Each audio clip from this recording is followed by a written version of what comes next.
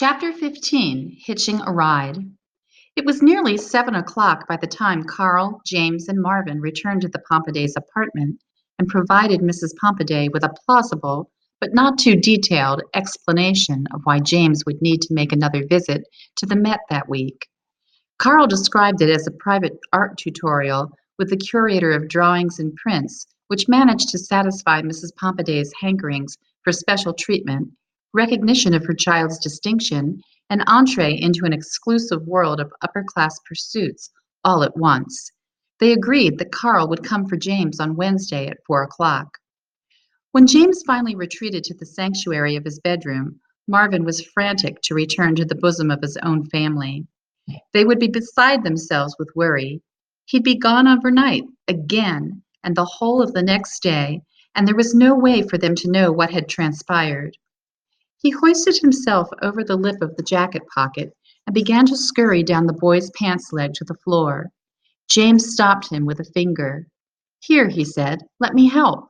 I don't know where you're going, but it's out in the hall somewhere, right? That's where you live?" Marvin sighed. How wonderful it would be if he could just explain to James where home was and hitch a ride straight there. It would take James mere seconds to cross the apartment to the kitchen cupboard, compared to the half-hour or more it would take Marvin. Here was a truly bothersome inconvenience of being friends with someone you couldn't communicate with in any of the usual ways.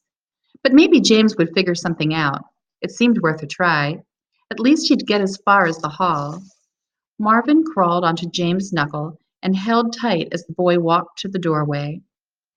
"Don't worry," James said. "I'll make sure nobody sees." He cracked the door and looked both ways.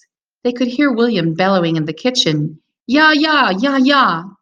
"I'm coming, William," James called, smiling a little. James was unaccountably patient with William. Marvin thought, submitting to his hair pulling, picking up his dropped toys. None of the beetles could understand it. "My mom's fixing dinner," James said to Marvin. "It's okay." He crouched and laid his finger on the smooth, polished floor next to the baseboard. "Here?" He watched Marvin. Marvin started to climb down, but then James said, "Hey, know what? If you crawl to the end of my finger when I'm in the right spot, I can put you down exactly where you need to be." He squatted back on his heels, grinning. "It'll be like that game, Hot or Cold, you know?" Marvin beamed up at him. James was so smart. He settled himself in the middle of James's finger and held on as the boy wandered down the hallway, pausing every few minutes and watching for Marvin's reaction. Marvin sat tight. James stepped into the bathroom, then poked his head into his parents' room. Not here, Marvin thought, shuddering. He couldn't imagine spending any more time than was absolutely necessary with Mr. and Mrs. Pompaday. What a racket they made with their constant chatter, not to mention the frequent explosions. "Huh," James said. "I hope you get what I mean. You don't seem to be doing anything. Listen, if I'm not close to where you live, crawl the other way, down my finger toward my hand, okay?" Marvin obligingly crawled toward James's hand. James laughed out loud. "James, is that you? What's so funny?" Mrs. Pompaday stuck her head around the doorway from the kitchen. James immediately dropped his hand to his side, and Marvin held on for dear life. "Nothing," James said. "I just saw something funny." Mrs. Pompaday looked at him suspiciously. "Out here in the hall? I hope you weren't laughing at my Apsara statue."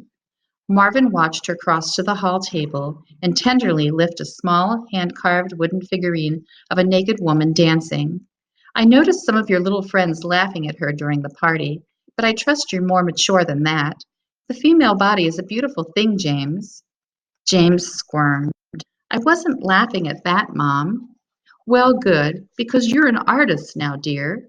You need to show appreciation for the art of different cultures, even those silly old Eskimo sculptures your father has lying around. Why, when I think that your pretty drawings might be hanging in somebody's parlor, oh, it just gives me goosebumps." She swooped down and kissed the top of James's head. James stiffened in surprise and slid his hand behind his leg, shielding Marvin.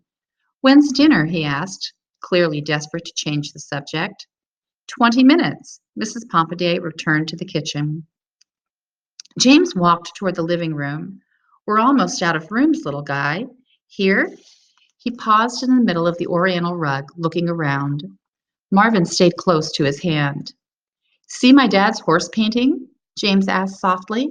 Isn't it great? He walked closer, leaning over the couch to stare at it. Marvin leaned toward it too, balancing lightly on his rear legs. The painting was bold and graceful, with its rush of bright blue color.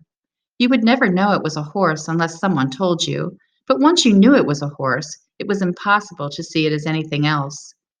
James glanced down at Marvin. Do you think I'll ever be able to make something like that? Probably not, he sighed. I mean, I can't even draw. You're the one who can.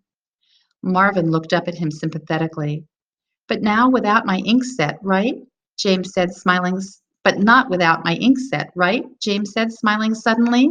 So it is like you need my help. He looked at his father's canvas again.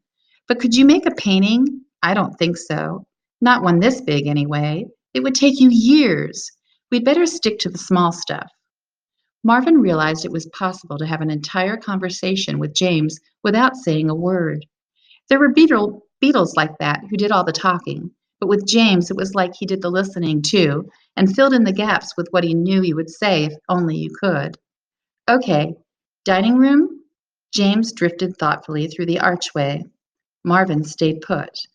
Huh, I don't think you live in William's room. Did I tell you William ate a ladybug once? Yep, he did. Picked it up and popped it right in his mouth. My mom totally freaked out.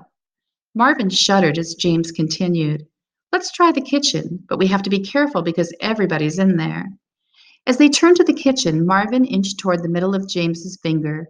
James grinned. Okay, getting hotter, he whispered, tiptoeing into the room.